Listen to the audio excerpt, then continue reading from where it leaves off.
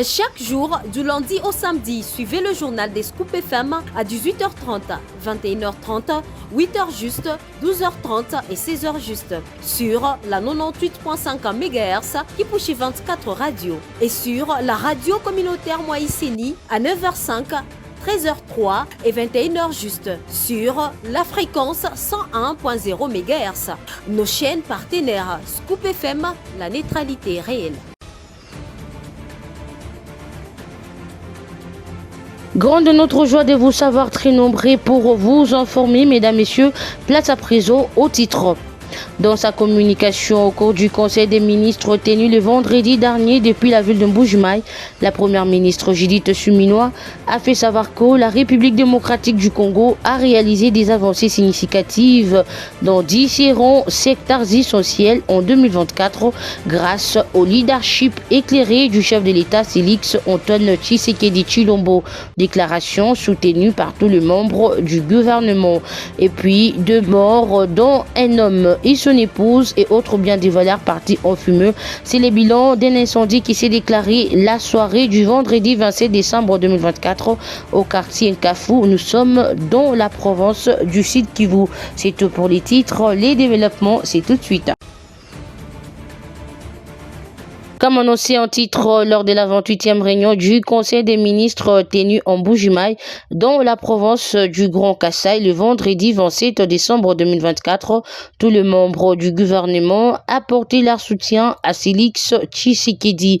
Dans sa communication, la première ministre Judith Suminwa a su savoir que grâce au leadership éclairé du président de la République, notre pays a réalisé d'importantes avancées en 2024 dans différents secteurs essentiels.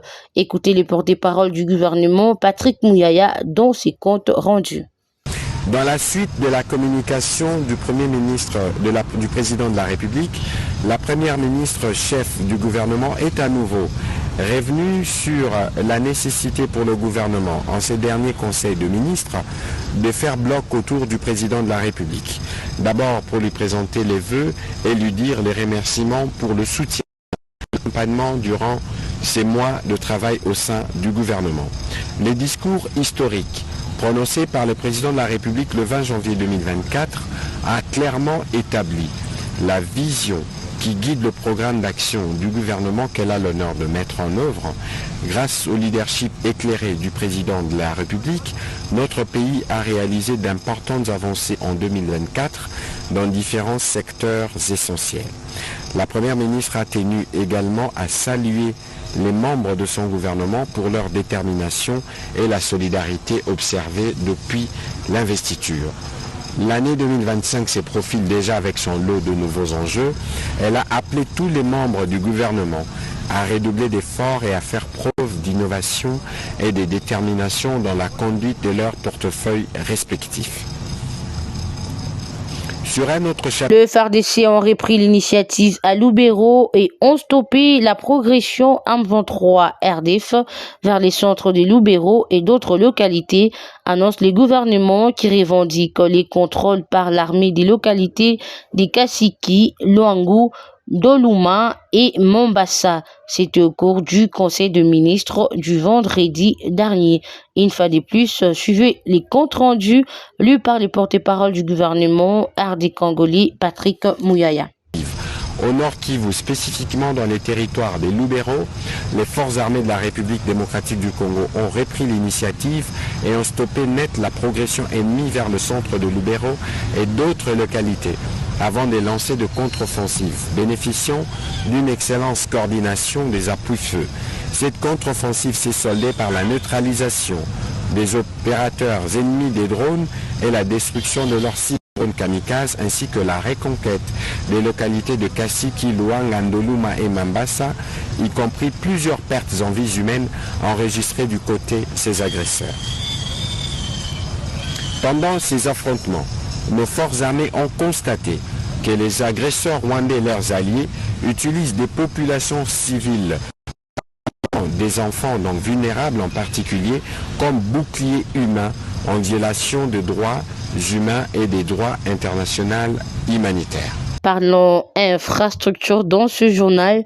La route Mounama, située dans la commune annexe, déjà 10 km butimée de Kalebouka à Kachamata sur la route Kasumbalissa, un pont en érection sur la rivière Kafoubou et la route Kassapa prolongée en bémol.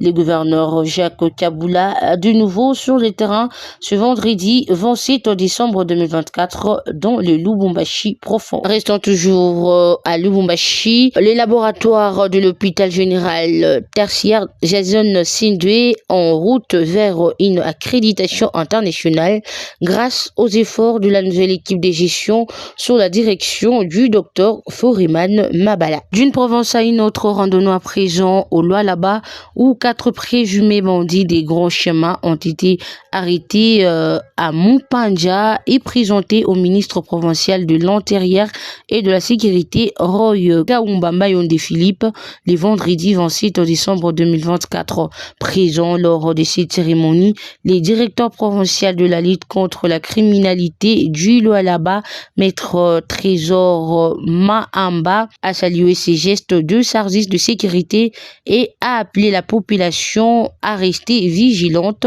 Il a également exhorté les citoyens à dénoncer les gens mal intentionnés qui agissent contre la paix et la quiétude de la population. Les détails sont à suivre dans cet élément de reportage. Plus rien ne sera comme avant dans la province, cher Afifi Masuka Sayuni, précise l'excellence Roy Kaoumbamba Yonde Philippe ce vendredi 27 décembre lors d'une présentation des 4 inciviques des longs chemins, tous tatoués. Ce bandit arrêté à Lualaba Mupanja ont été surpris sur les lieux par les services de sécurité, violant une mère de famille et blessant grièvement son mari à l'aide d'une machette. Écoutant attentivement la version des services de sécurité sur comment l'opération de démantèlement s'est déroulée, les patrons de la sécurité encouragent les services à continuer à servir la nation congolaise et d'y être prêts pour toute éventualité. Question de redorer les blasons ternis de la province sur les plans sécuritaires. Donc nous allons continuer jusqu'à ce que nous allons vraiment diminuer sensiblement ces gens. Donc ne vous fatiguez pas, on ne peut pas être au-dessus de la loi. L'État reste l'État. Nous n'allons pas nous fatiguer. Donc, nous irons avec ces gens jusqu'au bout. Présent à cette cérémonie, le directeur provincial de la lutte contre la criminalité, Maître Trésor Mahamba, dit être fier du travail qui s'est fait présentement au ministère de l'Intérieur et promet aussi d'éveiller dehors en vue de porter sa pierre à l'édifice. Un incendie s'est déclaré aux environs des 19h sur l'avenue Texas, située au quartier Konfu, dans la commune de Kadutu. Nous sommes dans la province du Sud Kivu, faisant état de 2 morts, dont un homme et son épouse. Suivez. Un homme et son épouse ont perdu la vie dans un incendie qui s'est déclaré le vendredi 27 décembre 2024 aux environs des 19h sur l'avenue Texas, située au quartier Konfu de la commune de Kadutu dans la province du Sud Kivu. Le bilan de cet incendie, qui s'est déclaré non loin du camp des professeurs de l'Institut supérieur de technique médicale ISTEM de Bukavu, fait état de 2 morts, dont un homme répondant au nom d'Amoli Kabissa et son épouse Bertha Kamalebo, qui ont été surpris par le feu, ont indiqué Hippocrate Maroumé, cadre du concertation de la société civile.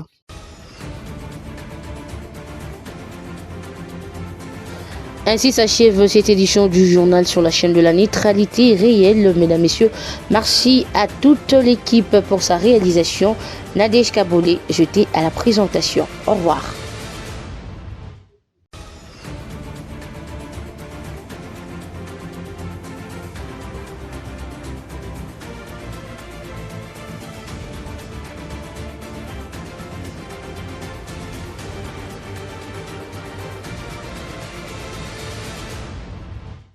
Chaque jour, du lundi au samedi, suivez le journal des Scoop FM à 18h30, 21h30, 8h juste, 12h30 et 16h juste sur la 98.5 MHz qui pousse 24 radios et sur la radio communautaire Moïseni à 9h05, 13h03 et 21h juste sur la fréquence 101.0 MHz. Nos chaînes partenaires Scoop FM, la neutralité réelle.